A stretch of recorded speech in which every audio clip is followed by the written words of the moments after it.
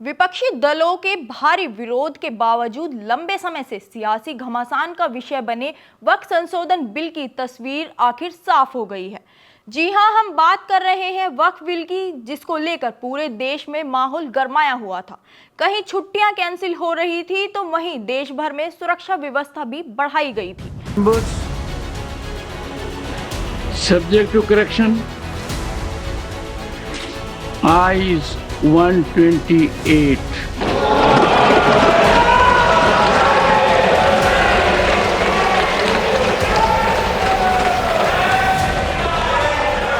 Noes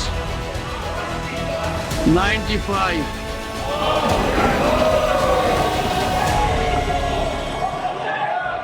Abstention 0.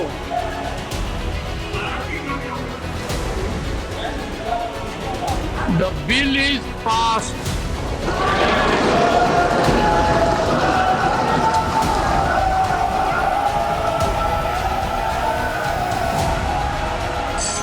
नमस्कार, मैं जिया चौधरी और आप देख रहे हैं एबीपी गंगा।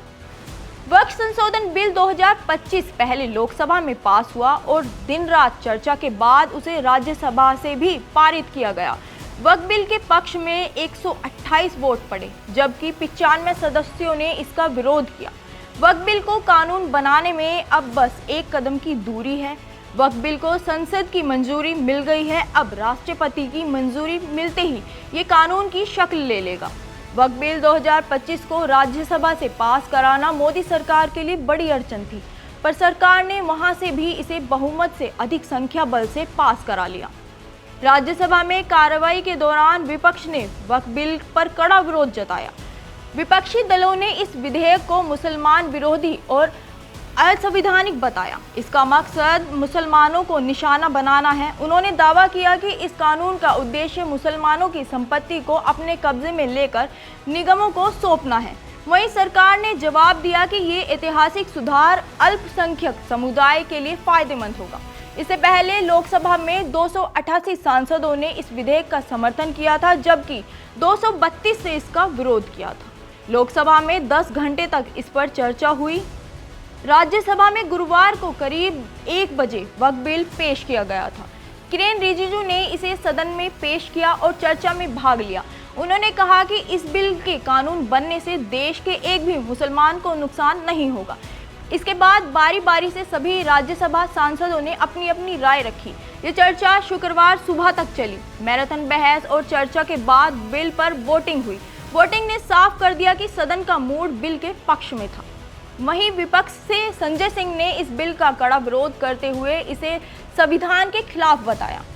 देखिए, आज बाबा साहब डॉक्टर भीमराव अंबेडकर के संविधान की हत्या की गई है, लोकतंत्र की हत्या की गई है और एक गैर संवैधानिक बिल संख्या बल के आधार पर पास किया गया है। आम आदमी पार्टी ने इसका विरोध किया। ऐसे ऐसे प्रावधान इस बिल के अंदर हैं जो अपने आप में बड़े हैरान करने वाले हैं। 5 साल तक जो मुस्लिम धर्म के रीति रिवाजों को मानने वाला व्यक्ति होगा, सिर्फ वही दान कर सकता है।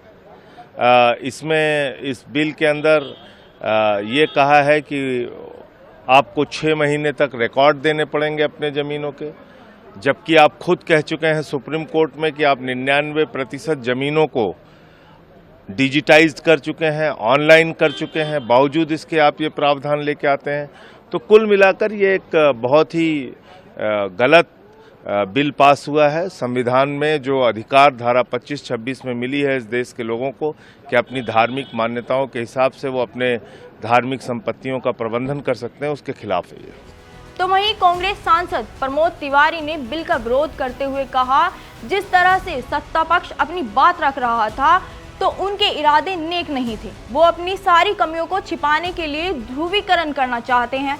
हम इसे जनता की अदालत में ले जाएंगे और अगर हम सत्ता में आए तो इसे बदल देंगे। देखिए, हमारा विचार है कि ये पोलराइजेशन के लिए, समीकरण बनाने के लिए, अपनी असफलताओं से ध्यान हटाने के लिए आज बहुत साफ हो गया। जिस तरह वो बोल रहे थे, सत्ता पक्ष अपनी बात रख रहा था, तो उसके इरादे नेक नहीं है।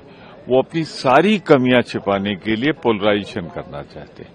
तो ठीक बात है, हम इसे जनता की अदालत में ले जाएंगे, हम अदालत में ले जाएंगे और अगर सत्ता में आए तो इसे बदल देंगे। इसमें कोई गलत बात तो है नहीं, क्योंकि ये हम गलत मानते हैं, इसलिए हम इसे चाहेंगे कि ये बदल जाए।